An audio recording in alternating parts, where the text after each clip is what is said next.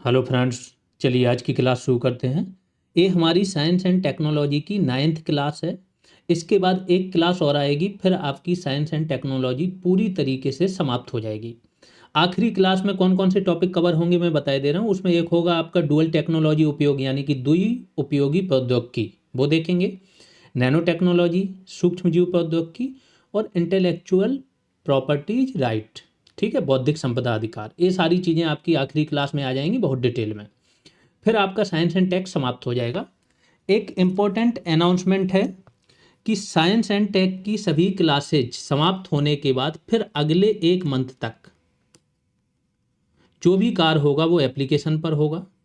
और एप्लीकेशन पर next 30 days में क्या होने जा रहा है अभी हम बात करेंगे। पहले आज की क्लास में बात कर ले रहे हैं कि आज क्या क्या कवर करेंगे। तो सबसे पहले इरेजर के बारे में देखेंगे, एंटी सबमरीन है रॉकेट। इसको आईएनएस तमाल के बारे में जानेंगे, और इसके साथ जो प्रोजेक्ट जुड़ा होता है ना, ये इंपॉर्टेंट होते हैं कि किस प्रोजेक्ट के तहत क्या हो रहा है ना, तो उसके बारे में डिटेल से जानेंगे। और उस प्रोजेक्ट के तहत अन्य किस किस चीज़ों का डेवलपमेंट हुआ है। फिर हाइब्रिड वीटॉल वगैरह देखेंगे, वर्टिकल टेक ऑफ लैंडिंग वाला। इसके बाद रुद्रास्त्र देखेंगे। फिर ड्रोन के प्रकार देख लेंगे, आपको समझ में आएगा कि कौन सा ड्रोन क्या कहलाता है। फिर एक भार्गव अस्त्र का हमने परीक्षण किया था, इसके बारे में जानेंगे। इसके बाद MRSAM प्रणाली है जो मीडियम रेंज है हमारी, इजराइल के साथ डेवलप हो रही है, उसके बारे में जानेंगे। फिर उत्कर्ष पोत के बारे में जानेंगे। फिर NASM-SR वी के बारे में जानेंगे, very short range air defence system. ठीक, मैनपेट्स जानेंगे। INS सूरत, नीलगिरी और INS बागसीर बहुत इंपॉर्टेंट है, इनको जानेंगे सबको।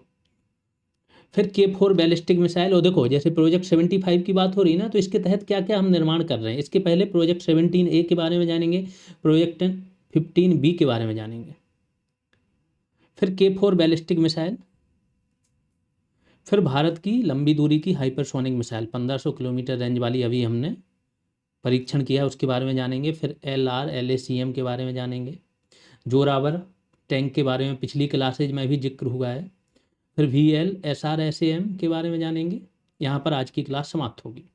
अब आते हैं नेक्स्ट 30 डेज प्रोग्राम के बारे में, जो कि सिर्फ और सिर्फ एप्लीकेशन पर होगा। और हम 25 नंबर का कवर करने जा रहे हैं। इसमें क्या क्या कवर करने जा रहे हैं।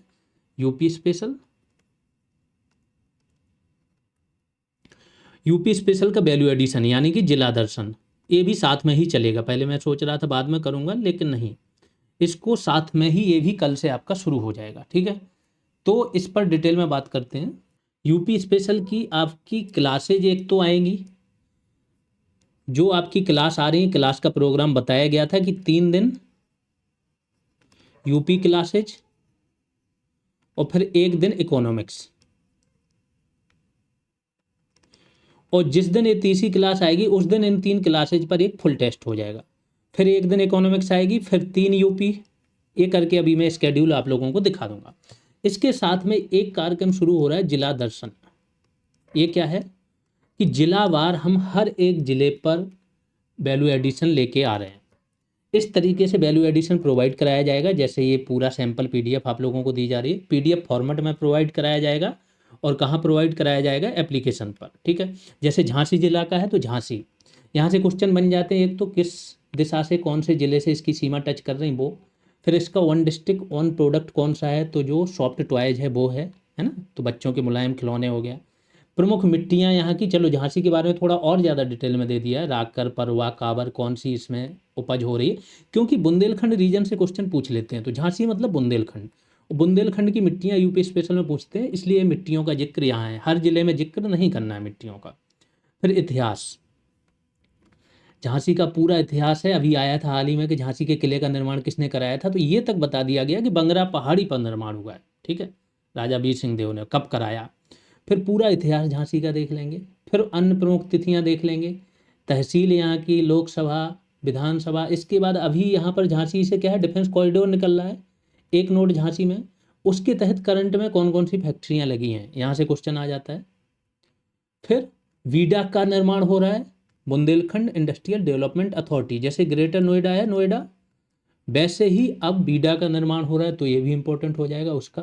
फिर ODOP फिर से अंग्रेजी में भी लिख दिया, जनसंख्या डिवीजन कर दिया। शिक्षा में कौन कौन से यहाँ पे इंस्टीट्यूट हैं, यहाँ के लोक नृत्य, राई हो गया, बधाई हो गया, दीवारी हो गया, जवारा हो गया। क्योंकि झांसी मतलब झांसी अपने आप को झांसी से रिप्रेजेंट नहीं कर रहा, बुंदेलखंड से रिप्रेजेंट कर रहा है, तो इसीलिए इसको थोड़ा विस्तृत कर दिया। ठीक है, फिर झांसी महोत्सव, स्थानीय व्यंजन, इसके बाद यहाँ पर और कौन कौन से मंदिर हैं या अन्य स्थापत्य, फिर यहाँ के फेमस व्यक्तित्व।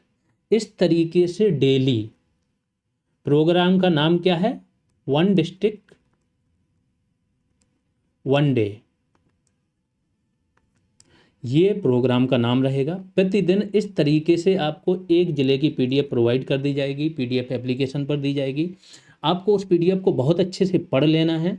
पढ़ने के बाद जैसे ही हो जाए, शाम को आपको क्या करना है, उसी पीडीएफ पर जो ग्रुप है, जैसे ऑलरेडी चल रहा है, मैं बताए दे रहा हूँ टेलीग्राम में, ये लेखपाल का ग्रुप है। इस तरीके के स्टूडेंट अपने आप ही क्विज जो उन्होंने पढ़ा है उस पर क्विज बना के भेजते रहते हैं, तो पूरा रिवीजन हो जाता है, नए पॉइंट भी आ जाते हैं। ठीक है, तो इसी तरीके से आपको जिस दिन जिस जिले का पीडीएफ आपको मिला है उसको पढ़ लो और उसी पर क्वेश्चन बना के, कुछ नया भी मिल रहा है करंट में तो क्वेश्चंस में आ जाएगा, तो उसको अपने नोट में ही अपडेट कर लो। इस तरीके से हम कवर करते जाएंगे। शुरुआत के 30-35 डिस्ट्रिक्ट हम 1 बाय 1 करके करेंगे, इसके बाद स्पीड बढ़ा देंगे, एक दिन में 2 डिस्ट्रिक्ट हो जाएंगे, तो ये हमारा 45 से 50 दिनों में हर एक जिला पर अपडेट हो जाएगा। तो यूपी 2 तरह से कवर हो जाएगा। ठीक है,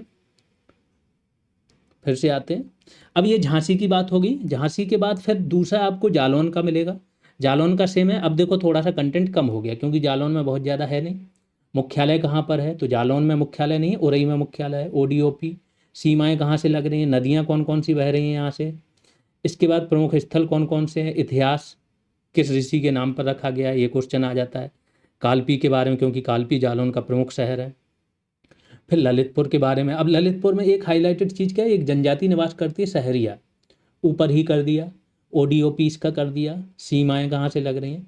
तो इस तरीके से कोशिश क्या है कि आपको चीज़ें याद होती जाएं। तो एक दिन एक जिला और एक यूपी की क्लास, साथ में यूपी की स्कीम आप लोग कंप्लीट कर चुके हो, उस पर क्विज हो रही है, बार बार रिपीट होगी, तो यूपी पूरा कवर हो जाएगा। सिर्फ आपको जब एग्जाम आएगा करंट अफेयर्स पढ़ना होगा, यूपी में इससे बाहर नहीं जाएगा। ठीक है, तो ये यूपी का प्रोग्राम है। अब आ जाते हैं प्रोग्राम अगले 30 दिनों का है क्या, है ना। तो ये प्रोग्राम शीट आप लोगों को दे दी गई थी, 14 फरवरी से शुरू हो रहा है। इकोनॉमिक्स पहली क्लास आएगी। इकोनॉमिक्स में स्टूडेंट बोल रहे थे कि सर इसको थोड़ा डिटेल में कराइए, केवल वही टॉपिक कवर मत करो जो सिलेबस में है। तो इसको हम 5 या 6 क्लास आपको सिलेबस के अतिरिक्त देंगे, जो आपकी पूरी समझ बना देंगे। और ये उससे क्या होगा कि अगर सिलेबस में से भी क्वेश्चन पूछा जा रहा है ना, तो यहाँ समझ बन गई तो यहीं से निकल आएगा वो। ठीक है, ये हो जाएगा। तो टोटल सिलेबस में 10 टॉपिक हैं, वो क्लास आएगी, 5 क्लासेज और आएंगी, टोटल 15 क्लासेज आएंगी। इकोनॉमिक्स पहली क्लास, फिर 3 क्लास यूपी स्पेशल, फिर तीनों क्लास के यूपी स्पेशल पर टेस्ट, फिर इकोनॉमिक्स सेकंड, फिर एक करके पूरा आप लोगों का स्केड्यूल रहेगा। जैसा मैंने बताया है कि आगे का ये जो भी प्रोग्राम है ये आपका कहाँ पर आएगा, सिर्फ और सिर्फ एप्लीकेशन पर दिया जाएगा। यूट्यूब पर अभी फ़िलहाल के लिए नेक्स्ट 30 डेज थोड़ी शांति रहेगी, इसके बाद देखेंगे अगले सब्जेक्ट आते हैं तो यूट्यूब पर क्या देना है। ठीक है, अब आ जाते हैं हम अपने सिलेबस पर। हाँ, थोड़ा सा ये भी बताना है कि कहाँ पर आपको ये कंटेंट मिलेगा। तो ये आप चलेगा एप्लीकेशन पर, एप्लीकेशन पर 1123 बच्चे हो चुके हैं इस टाइम पर। इसका मतलब है टेलीग्राम पर अभी कितने हुए हैं, 926, यानी कि 200 स्टूडेंट ऐसे हैं जिन्होंने एप्लीकेशन पर बैच ले लिया, टेलीग्राम पर नहीं जुड़े। उनको क्या करना है, एप्लीकेशन पर जाएं, चैट सेक्शन में, वहाँ पर आपको लेखपाल करके एक ग्रुप बन गया होगा। उस ग्रुप में जो आखिरी मैसेज है उसमें जितने पॉइंट हैं सबको फॉलो कर लेना, आराम से जुड़ जाओगे, कोई दिक्कत नहीं आएगी। कुछ स्टूडेंट क्या है, बस केवल लिंक पर क्लिक कर देते हैं, अपनी स्लिप नहीं भेजते हैं, तो उनको नहीं जोड़ा जाता है। जैसे ये पेंडिंग है, इन लोगों ने स्लिप नहीं भेजी तो इनकी रिक्वेस्ट पेंडिंग है। अगर यहाँ से एक बार कैंसिल कर दी गई तो फिर दोबारा रिक्वेस्ट भी नहीं भेज पाएंगे, तो ये ध्यान रखना। अब आते हैं कंटेंट पर। तो ये फोल्डर बने हुए हैं। पहला आपदा प्रबंधन हुआ था, इसमें सारी क्लासेज विद टेस्ट है। एनवायरनमेंट, तीसरा साइंस एंड टेक्नोलॉजी भी खत्म हो जाएगा टोटल 10 क्लास के साथ। जिला दर्शन करके पीडीएफ बना दी गई, इसी में हर जिले का आपका कंटेंट पड़ेगा। एक दिन में एक जिले की पीडीएफ आएगी, यहीं से आपको क्या करना है, उसको पढ़ना है और इसके बाद उस पर कोई आपस में डिस्कस करना है। मतलब उस दिन वो जिला पूरा कंप्लीट हो जाए और वो यूपी की क्लास भी कंप्लीट हो जाए। और यहाँ पर यूपी स्पेशल क्लासेज दे दी गई हैं आप लोगों को, जो बेसिक क्लासेज है, इसमें सब कुछ कवर है। ठीक है, अब आते हैं आज के कंटेंट पर। तो हमने सबसे पहला टॉपिक है हमारा इरेजर का सफलतापूर्वक परीक्षण। भारतीय नौसेना ने इरेजर का फुल फॉर्म क्या है? Extended range anti submarine rocket, यानी कि एंटी सबमरीन है और रॉकेट है, ऐसा रॉकेट जो सबमरीन को नष्ट करने के लिए बनाया गया। और रेंज इसकी थोड़ी बढ़ा के बताए, मतलब बढ़ा दी गई है, एक्सटेंडेड रेंज हो गई, रेंज बताई नहीं गई, ओपन नहीं की गई। यह रॉकेट प्रणाली भारत में विकसित की गई एक पनडुब्बी रोधी युद्ध प्रणाली है, वो तो नाम से ही पता चल रहा है। इन परीक्षणों को किससे हमने किया है? आईएनएस कवरत्ती से। यह स्वदेशी तकनीक से निर्मित रॉकेट दुश्मन की पनडुब्बियों को नष्ट करने की भारत की क्षमता को अत्यधिक बढ़ाता है।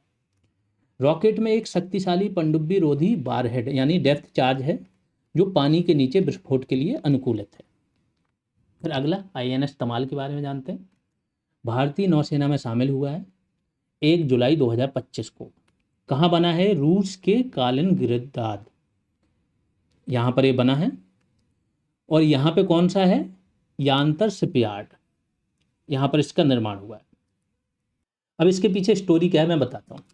तलवार श्रेणी है, भारत ने एक तलवार श्रेणी के स्टील्थ फ्रिगेट बनाने के लिए रूस से एमओयू किया था, समझौता किया था और उनको प्रोजेक्ट दे दिया था। 6 तलवार श्रेणी के बनने थे और इसके बाद उसी का ही अपग्रेडेड बनना था तुशील श्रेणी के। ठीक है, आईएनएस तलवार का नाम सुना ही होगा। तो ये 6 बन के आ चुके हैं, रूस में बने हैं सारे। तुशील श्रेणी के भी फर्स्ट और सेकंड रूस में बने हैं, इसके बाद बचे हुए बनेंगे भारत में। ये पूरा है, बहुत ही एडवांस है, मॉडर्न है, स्टील्थ टेक्नोलॉजी है और डिस्ट्रॉयर टाइप के काम करते हैं। ठीक, तो आईएनएस तमाल F-71 इसका कोड है, को भारतीय नौसेना में शामिल किया गया। तुशील श्रेणी का दूसरा है, जैसा मैंने बोला तलवार के बाद तुशील श्रेणी स्टार्ट हुई, तो इसका दूसरा है और कुल 8वां है।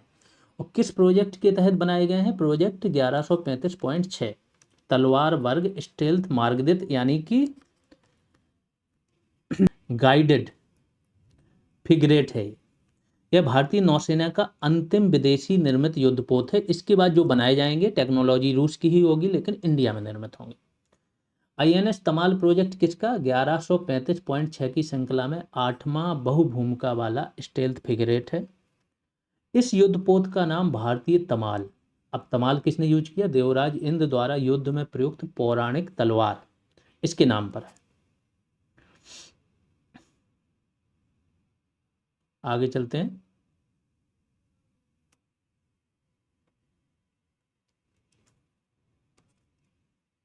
अब आईएनएस तमाल की जो विशेषता है वो क्या है? ब्रह्मोस सुपरसोनिक क्रूज मिसाइलों तथा शटल मिसाइलों से लैस है। शटल मिसाइल क्या है? सतह से हवा में मार करने वाली है। और ब्रह्मोस मिसाइल क्या है? ब्रह्मोस मिसाइल आपकी जल से सतह पर मार कर सकती है और एयर से भी सतह पर मार कर सकती है और सतह से भी सतह पर मार कर सकती है। ठीक है, इससे सुसज्जित है। अब प्रोजेक्ट 1135.6 के बारे में जानते हैं। तो इसके तहत क्या हुआ था कि तलवार वर्ग के जो भी फ्रिगेट्स हैं इनका निर्माण किया गया है। इस प्रोजेक्ट के तहत प्रथम 3 पोतों का निर्माण, कौन कौन से? तलवार, त्रिशूल और तबर। इनका निर्माण 1999 और 2004 के मध्य किया गया है। 1999 से 2004 के मध्य रूस के सेंट पीटर्सबर्ग में, जो इनका बाल्टिस्की शिपयार्ड है यहाँ पर। फिर अगले 3 पोत कौन से थे? तेग, तरकस, त्रिकंड। इनका निर्माण रूस का जो कालिनग्राद है यहाँ पर यांतर शिपयार्ड है, यहाँ पर किया गया 2007 से 13 के मध्य। ये 6 के 6 इंडिया को मिल चुके हैं, काम इनसे हो रहा है, नेवी में ये काम कर रहे हैं। इसके बाद तुशील श्रेणी का 7वां युद्धपोत है आईएनएस तुशील। फिर 8वां कौन सा था? आईएनएस तमाल, जो अभी मिल चुका है। इस अनुवर्ती श्रेणी के अगले 2 जहाज़ों का निर्माण अब कहाँ पर होगा? गोवा शिपयार्ड लिमिटेड, इंडिया में। इनमें से पहले युद्धपोत त्रिपुट का जुलाई में तथा दूसरे युद्धपोत तपस्या इसका मार्च में जलावतरण, मतलब जल में उतर चुके हैं। अभी नेवी में ये इंडक्ट नहीं हुए हैं, लेकिन जलावतरण हो चुका है।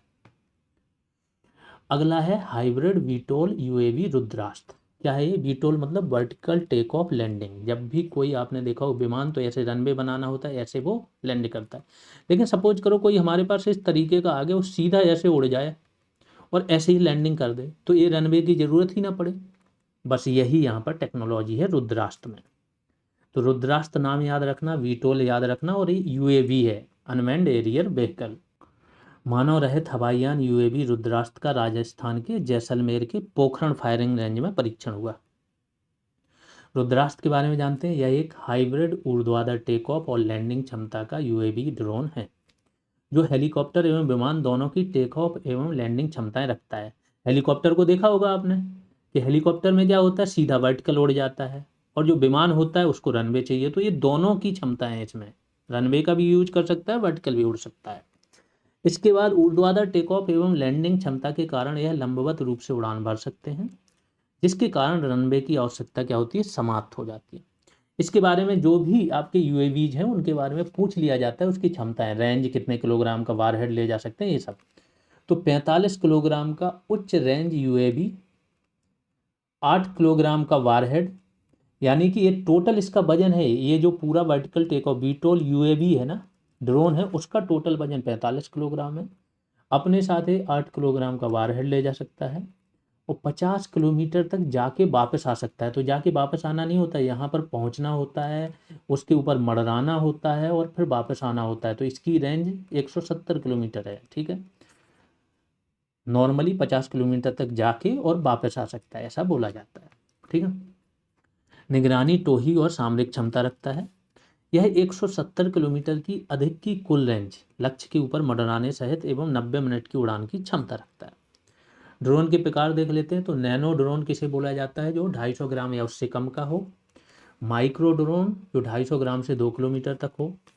स्मॉल यानी कि लघु ड्रोन किसे बोला जाता है, 2 किलोग्राम से 25 किलोग्राम तक। मीडियम ड्रोन 25 किलोग्राम से 150 किलोग्राम तक। और लार्ज यानी कि विशाल ड्रोन 150 किलोग्राम से अधिक वाले। अब भार्गव अस्त्र के बारे में जान लेते हैं। जनवरी 2025 में जो सोलर ग्रुप है, इनकी द्वारा क्या है, बहुस्तरीय ड्रोन रोधी प्रणाली का परीक्षण किया। मैं बताता हूँ होता क्या। पाकिस्तान भेज रहा था छोटे छोटे ड्रोन, 10,000 रुपये के, 5,000 रुपये, ऐसे ड्रोन भेजा। अब इन ड्रोनों को नष्ट करने के लिए हम बड़ी मिसाइल का अगर यूज करेंगे तो हमारा तो 50 लाख का खर्चा हो जाएगा। तो वो तो युद्ध लड़के बिना लड़े भी जीत गया, है ना। कि अगर उसने छोटे छोटे 5,000 रुपये के खर्च के चक्कर में, उसे रोकने के चक्कर में, और हमने 50-50 लाख, 1-1 करोड़ रुपए खर्च किए, तो बहुत नुकसान हो जाएगा। इन सभी को काउंटर करने के लिए हमने ये नई प्रणाली बनाई। ये क्या करेगा, एक साथ भार्गव अस्त्र लगा देंगे, जहाँ पर 2 से 2.5 किलोमीटर तक रेंज रहेगी, बहुत होती है 2 से 2.5 किलोमीटर छोटे ड्रोनों के लिए। एक साथ 64 जो टारगेट हैं उसे ट्रैक करेगा। बहुत छोटी छोटी मिसाइलें लगी हैं, वो छोड़ेंगे, जिन मिसाइलों का भी खर्चा बहुत ज़्यादा नहीं आएगा, और इससे इन ड्रोनों को नष्ट किया जाएगा। यही है हमारा पूरा भार्गव अस्त्र ड्रोन रोधी प्रणाली। भार्गव अस्त्र नाम कहाँ से आया, तो महाभारत में वर्णित उस विनाशकारी दिव्यास्त्र से प्रेरित है जिसका प्रयोग कर्ण ने अर्जुन के विरुद्ध किया था। इसका परीक्षण 12 एवं 13 जनवरी 2025 को उड़ीसा स्थित गोपालपुर सीवर्ड फायरिंग रेंज यहाँ से किया गया। भार्गव अस्त्र का विकास किसने किया, सोलर ग्रुप की जो सहायक कंपनी है इकोनॉमिक्स एक्सप्लोजिव लिमिटेड, इसके द्वारा किया गया। हवा में 2.5 किलोमीटर तक की दूरी और 400 मीटर तक की ऊंचाई पर स्थित एक स्थिर लक्ष्य को सफलतापूर्वक ध्वस्त किया गया इस परीक्षण के द्वारा। लक्ष्य स्थिर था, ठीक है। भार्गव अस्त्र अत्याधुनिक क्षमताओं से लैस है और यह 6 किलोमीटर से अधिक दूरी से दुश्मनों के छोटे ड्रोन को ट्रैक करने में सक्षम है। यानी कि 6 किलोमीटर पहले ही ये पहचान जाएगा कि ये हमारे तरफ आ रहा है, ये स्पीड है, इतनी देर में यहाँ पहुँच जाएगा, और 2.5 किलोमीटर की रेंज में आएगा तो उसे मार गिराएगा। यह प्रणाली सूक्ष्म मिसाइलों का उपयोग कर दुश्मनों के ड्रोनों को मार गिराने में सक्षम है। भार्गव अस्त्र प्रणाली एक साथ 64 से अधिक माइक्रो मिसाइलों के दागने की क्षमता से लैस है। अगला क्या है, medium range surface to air missile MRSAM रक्षा प्रणाली का सफल परीक्षण हुआ है। ये एक्चुअली किसका, इजराइल और भारत का एक साथ सम्मिलित प्रोग्राम है। इसमें बराक मिसाइल का निर्माण होता है जिसकी रेंज 70 किलोमीटर तक होती है। तो जो हमारा पूरा एयर डिफेंस सिस्टम है ना, जैसे आकाश है 25 किलोमीटर, 25 से 30 किलोमीटर, इसके जस्ट बाद जो बीच में आता है वो आता है यही MRSAM बराक मिसाइल वाला, और फिर बाद में आ जाता है हमारा कौन सा, S-400। हालांकि अब प्रोजेक्ट कुशा के तहत, सुदर्शन चक्र के तहत हम अपना विकसित कर रहे हैं, ठीक है। इसे भारत के DRDO द्वारा इजराइल एरोस्पेस इंडस्ट्रीज के साथ संयुक्त रूप से विकसित किया जा रहा है। MRSAM अपनी लगभग 70 किलोमीटर रेंज के साथ भारत की वायु रक्षा परत में मध्यम स्तर का सुरक्षा घेरा प्रदान करती है। इसका जो स्वदेशी आकाश प्रणाली है 25 किलोमीटर, आयातित लंबी दूरी प्रणाली S-400 है और इनके बीच में ये काम करेगा 70 किलोमीटर। फिर बहुउद्देशीय पोत है उत्कर्ष, इसका जलावतरण हुआ, मतलब जल में उतार दिया गया बनने के बाद। L&T द्वारा निर्मित है। 2 बहुउद्देशीय पोत हैं, जिनमें से पहला पोत क्या समर्थक था और दूसरा है उत्कर्ष। इसको 14 अक्टूबर 2024 को चेन्नई में जलावतरण किया गया। फिर अगला है, आपको क्या करना है, इनको बस इतना जानना है कि कौन से टाइप के हैं और कहाँ पर या किसने बनाया है। ठीक है। फिर NASM-SR का सफल परीक्षण, इसका क्या होता है फुल फॉर्म, तो NASM का नौसैनिक anti ship missile short range, नौसैनिक anti ship missile short range, इसका सफल परीक्षण हुआ है। मिसाइल की अधिकतम मारक सीमा कितनी है, 55 किलोमीटर। अब नौसेना के लिए जल में 55 किलोमीटर बहुत होती है और यह सब सोनिक गति से, गति कितनी 0.8 मैक से लक्ष्य तक पहुंच जाती है। फिर VSORAS के बारे में जान लेते हैं, very short range air defence system. VSORAS क्या होते हैं, इनकी रेंज बहुत छोटी होती है और इनमें क्या होता है, मैन पैड्स भी होते हैं, मतलब मनुष्य अपने कंधे पे लेके भी रॉकेट से फायर कर सकता है। ठीक है, मैन पैड्स भी VSORAS का ही एक प्रकार होता है। तो 1 फरवरी 2025 को DRDO द्वारा VSORAS के 3 उड़ान परीक्षण सफलतापूर्वक संपन्न किए गए। इसका पूर्ण रूप क्या है, अभी मैंने बता ही दिया, very short range air defence system. ये क्या मानव द्वारा वहनीय वायु रक्षा प्रणाली है, जिसे मानव अपने साथ लेके चलता है। इसे स्वदेशी रूप से DRDO की एक प्रयोगशाला है, जिसका नाम है अनुसंधान केंद्र इमारत, इसके द्वारा विकसित किया गया है। मैन पैड्स, वही मैन पैड्स या VSORAS सेम ही चीज़ है। मैन पैड्स क्या है, man portable air defence system. ठीक, इन्हें मनुष्य द्वारा कंधे पर रखकर दागी जा सकने वाली विमान रोधी मिसाइलों के नाम से भी जाना जाता है। इसके बारे में मैं बताता हूँ, एक स्टोरी है। अफगानिस्तान,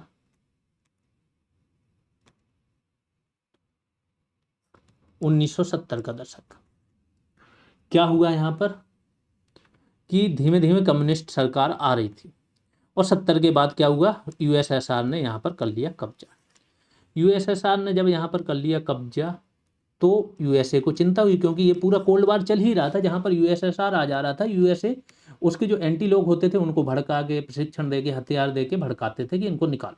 ठीक है, हर देश में यही चल रहा था, आमने सामने नहीं भिड़ रहे थे ये लोग क्या है, किसी एक देश में जा रहे थे तो आधे लोग यहाँ, ये लोग आधे लोगों को भटका रहे थे, आधे लोगों को ये भटका रहे थे और आपस में लड़ा रहे थे, पैसा हथियार प्रशिक्षण ये सब दे रहे थे। सेम हुआ अफगानिस्तान में। तो वहाँ पर फिर मुजाहिद तैयार किए गए। पूरा ये जो ढांचा है ना, अभी कल का ही आया है, जो पाकिस्तान का डिफेंस मिनिस्टर है उसने बोला कि हमें टिश्यू पेपर की तरह यूज करके अमेरिका फेंक देता है हर बार। यहाँ पर कैसे यूज हुआ इनका मैं बताता हूँ। पैसा दिया सऊदी ने, हथियार दिए USA ने, पाकिस्तान ने क्या दिया, अपने आदमी, अपनी जगह, प्रशिक्षण और एक प्रकार से जो धार्मिक चेतना है। ठीक है, ये सब चीज़ें पाकिस्तान ने दी। यहाँ पर 15,000 मदरसे खोले गए पाकिस्तान में। मदरसों का पूरा सिलेबस बदल दिया गया। सिलेबस में दिखाया गया, ऐसे होता था जैसे पढ़ते हो ना कि अगर एक व्यक्ति एक गोली चला रहा है तो इतनी स्पीड से गोली जाएगी, इतनी दूर पहुंचने में निशाने पे लगेगी कि नहीं, ये सब फिजिक्स में पढ़ा है ना, कितना टाइम बाद ये पहुंच जाएगी वहाँ पर, ये सब चीज़ें। यहाँ पर जो यहाँ पर निशाना होता था उसको बोलते थे यहाँ पर USSR का सैनिक खड़ा है, ये किताबों में डायरेक्ट लिखा है, तो कितनी देर में उसको मार देगा। बच्चों ने ये सब चीज़ें पढ़ी हैं। पूरा धार्मिक करेक्टर बदल दिया गया कि आपको धर्म अगर पालन करना है तो USSR के सैनिकों को मारो, यही आपका धर्म है। जब ये सारी चीज़ें हुई तो मुजाहिद बने, तालिबान का भी वहीं से निर्माण हुआ और जब वहाँ से सारा निर्माण हुआ तो लड़ाई हुई। लेकिन अभी USSR क्या है, जीत रहा था, लगातार वो एयर से हमले कर रहा, सारी चीज़ें। अब यहाँ पर अमेरिका ने क्या किया, एक मिसाइल, स्ट्रेंजर मिसाइल ये लेके आया। स्ट्रेंजर मिसाइल क्या थी, मैन पैड्स थी, कंधे पर रख के दागने वाली। ठीक, अब USSR क्यों हावी हो रहा था, क्योंकि इसके हेलीकॉप्टर आते थे। हेलीकॉप्टर से क्या सटीक हमला हो जाता है, नीचे आ जाते हैं और आराम से सटीक, स्पीड भी स्लो जितनी करना चाहो करके हमला करके निकल गए। ये मैन पैड्स क्या होते थे, स्ट्रेंजर मिसाइल क्या होती थी, यहाँ का जो मुजाहिद होता था वो दोपहर में आराम से जिस समय वो आते थे आराम से अपना बैठा रहता था, इंतजार करता था, खाता था, नमाज पढ़ता और जैसे ही देखता था आया, कंधे पे रख के इसने और मार देता था। इतने सारे हेलीकॉप्टर गिराए कि इतना सारा लॉस हुआ यूएसएसआर का कि वो मजबूर हो गया। पूरा खेल बदल दिया था इसने, स्ट्रेंजर मिसाइल ने, मैनपेट्स ने। अभी यूक्रेन में भी सेम उपयोग हो रहा है मैनपेट्स का। तो ऐसे ही अब भारत ने डेवलप किए। ठीक है, ये पूरी स्टोरी। और बाद में यूएसएसआर को छोड़ के भागना ही पड़ा था। फिर आईएनएस सूरत, आईएनएस नीलगिरी और आईएनएस बागसीर, इसके बारे में जान लेते हैं। 15 फरवरी 2025 को पीएम मोदी ने इन तीनों को क्या है, समर्पित किया। 2 युद्धपोत हैं जिनका नाम है, एक का आईएनएस सूरत और दूसरे का आईएनएस नीलगिरी, और परमाणु पनडुब्बी है बागसीर। इन तीनों को क्या किया है, राष्ट्र को समर्पित किया। आईएनएस सूरत प्रोजेक्ट 15B के तहत इसका निर्माण हुआ, जो कि गाइडेड मिसाइल विध्वंसक है और विशाखापत्तनम श्रेणी का चौथा और अंतिम युद्धपोत है। प्रोजेक्ट 15B की श्रृंखला के अन्य 3 युद्धपोतों का नाम क्या है, आईएनएस विशाखापत्तनम, आईएनएस मार्मुगाओ और आईएनएस इम्फाल। फिर आईएनएस नीलगिरी का निर्माण प्रोजेक्ट 17A के तहत हुआ और ये क्या है, स्टेल्थ फ्रिगेट है। परियोजना की 7 युद्धपोतों की श्रृंखला है, उसका ये पहला है नीलगिरी। प्रोजेक्ट 17A में शामिल अन्य स्टेल्थ फ्रिगेट कौन से, हिमगिरी, उदयगिरी, दूनागिरी, सब में गिरी लगा होगा, तारागिरी, बिंदगिरी और महेंद्रगिरी। अब आईएनएस बागसीर के बारे में जानते हैं। प्रोजेक्ट 75 बहुत फेमस रहा है हमारा फ्रांस के साथ। इसके तहत 6 स्कॉर्पियन श्रेणी की कलवरी श्रेणी, स्कॉर्पियन श्रेणी और कलवरी श्रेणी की 6 पनडुब्बियों का निर्माण होना था, जिसमें बागसीर क्या है, आखिरी है। और फ्रांस के नेवल ग्रुप के सहयोग से हुआ। कहाँ पर हुआ, Mazagon dock ship builders limited. अब प्रोजेक्ट 75 के तहत अन्य 5 कौन सी थी, शुरुआत हुई थी कलवरी से, फिर खंदेरी, फिर करंज, फिर बेला, फिर बागीर और आखिरी बागसीर। फिर अगला है K4 बैलिस्टिक मिसाइल का परीक्षण। K4 ये नॉर्मली तो इसको बाहर पब्लिश नहीं किया गया। K4 वैसे कलाम, डॉक्टर कलाम के नाम पर रखा गया इसका नाम। भारत की सबमरीन से या किसी भी जलपोत से लॉन्च होने वाली सबसे अधिक रेंज की मिसाइल यही है। 3500 किलोमीटर तक इसकी रेंज है। परमाणु वारहेड ले जा सकती है। और इसका परीक्षण हुआ है, किससे हुआ है, न्यूक्लियर सबमरीन से। तो भारतीय नौसेना ने K4 नाभिकीय सक्षम बैलिस्टिक मिसाइल का सफलतापूर्वक परीक्षण किया। परीक्षण के तहत इस मिसाइल को बंगाल की खाड़ी में स्थित आईएनएस, बहुत इंपॉर्टेंट है, हमारे पास 2 परमाणु पनडुब्बी हैं। देखो, परमाणु पनडुब्बी का मतलब ये नहीं होता है, 2 टाइप की होती है। एक जो परमाणु से चलती भी हैं, परमाणु ईंधन, इसी से चलना भी होता है, प्लस परमाणु मिसाइल भी दाग सकती हैं। ऐसी हमारे पास केवल 2 हैं, एक अरिहंत है और एक अरिघात है, यही जिससे ये हुआ है। अरिहंत तो हमने रूस से ली हुई थी और अरिघात हमने खुद बनाई। ठीक, इसी से हमने परीक्षण किया। एक अभी जो हम बात कर रहे थे बागीर बागसीर, ये क्या है, डीजल से चलती हैं लेकिन परमाणु मिसाइल दाग सकती हैं। ठीक, इस परीक्षण के साथ भारत उन चुनिंदा देशों में शामिल हो गया जो भूमि, वायु और जल के नीचे से परमाणु मिसाइल को दागने की क्षमता से लैस है। जैसे अगर भूमि से तो हमारे पास बहुत सारे हैं, अग्नि, पृथ्वी, जितनी सीरीज है सबसे दाग सकते हैं, ब्रह्मोस भी ले जा सकता है परमाणु। ठीक, वायु से हम सुखोई 30, MKI, राफेल, इन सब से हम क्या है, परमाणु मिसाइल दाग सकते हैं। इसके बाद जल से हैं, तो जल से अभी एक बात हो गई, अरिघात से, अरिहंत से, इन सब से दाग सकते हैं। यह प्रथम अवसर था जब पनडुब्बी से प्रक्षेपित की जाने वाली बैलिस्टिक मिसाइल का परीक्षण किसी पनडुब्बी से ही किया गया। नहीं तो अभी तक क्या पनडुब्बी से परीक्षण नहीं हुआ था, परीक्षण हम अन्य जहाज़ों वगैरह से कर रहे थे, हालांकि उसमें टेक्नोलॉजी पनडुब्बी वाली थी। K4 बैलिस्टिक मिसाइल लगभग 3500 किलोमीटर की दूरी तक मार करने में सक्षम है। फिर अगला, भारत की पहली लंबी दूरी की हाइपरसोनिक मिसाइल। जैसा मैंने बोला था कि हाइपरसोनिक मिसाइल दुनिया की सबसे एडवांस मिसाइल हैं। जो आपकी बैलिस्टिक मिसाइल क्या होती हैं, वो वायुमंडल के बाहर जाती हैं फिर गिरती हैं। हालांकि इनकी स्पीड हाइपरसोनिक से ज़्यादा हो सकती है बैलिस्टिक की, लेकिन ये रडार से पकड़ में आ जाती हैं। बहुत लंबा मार्ग तय करती हैं तो इनको गिराना आसान हो जाता है। लेकिन हाइपरसोनिक मिसाइल क्या है, बिल्कुल पृथ्वी के करीब उड़ती हैं, मार्ग बदल सकती हैं, तो इनको पकड़ना नामुमकिन ही है फिलहाल के लिए। भारत ने 1500 किलोमीटर रेंज की हाइपरसोनिक मिसाइल का परीक्षण कर लिया है। आगे चलते हैं। हाइपरसोनिक मिसाइल के बारे में पहले ही बता दिया गया है कि जिसकी स्पीड कम से कम 5 मैक से ज़्यादा हो, 5 से 10 मैक के बीच में होती है, ध्वनि से 5 गुना। हाइपरसोनिक हथियार जो होते हैं वो वायुमंडल के भीतर ही गति करते हैं और उड़ान के दौरान अपनी दिशा बदलने में की क्षमता रखते हैं। यहाँ पर ये ध्यान रखना, किसी को भी टेलीग्राम के ओपन ग्रुप से जुड़ना है जीएस रेवोल्यूशन के, तो जीएस रेवोल्यूशन सर्च करो, मिल जाएगा। यूट्यूब पर जीएस रेवोल्यूशन सर्च करोगे, यूट्यूब चैनल मिल जाएगा, और प्ले स्टोर पर जीएस रेवोल्यूशन सर्च करोगे तो आपको एप्लीकेशन मिल जाएगा। अत्यधिक उच्च गति के साथ यात्रा के दौरान दिशा बदलने की क्षमता के कारण इन मिसाइलों का पता लगाकर और उनको इंटरसेप्शन यानी कि नष्ट करना, रोकना, ये कठिन हो जाता है। फिर LRLACM का प्रथम उड़ान परीक्षण क्या है? LRLACM long range land attack cruise missile. तो देखो, क्रूज मिसाइल है, लैंड पर अटैक करती है, और लॉन्ग रेंज है, रेंज इसकी लंबी है। इसका प्रथम उड़ान परीक्षण हो चुका है, DRDO ने किया। LRLACM का विकास किसने किया? वैमानिकी विकास प्रतिष्ठान, एरोनॉटिकल डेवलपमेंट एस्टेब्लिशमेंट बेंगलुरु द्वारा। DRDO की ही ये संस्थाएं होती हैं। इसकी विशेषता क्या है? लंबी दूरी की क्रूज मिसाइल निर्भय का ये उन्नत संस्करण है। इसे mobile articulated launcher, mobile articulated launcher का मतलब होता है जो ऐसा लॉन्चर जिसे मूव कर सकते हो ट्रक पर, ठीक है, के माध्यम से सतह से लॉन्च किया जा सकता है।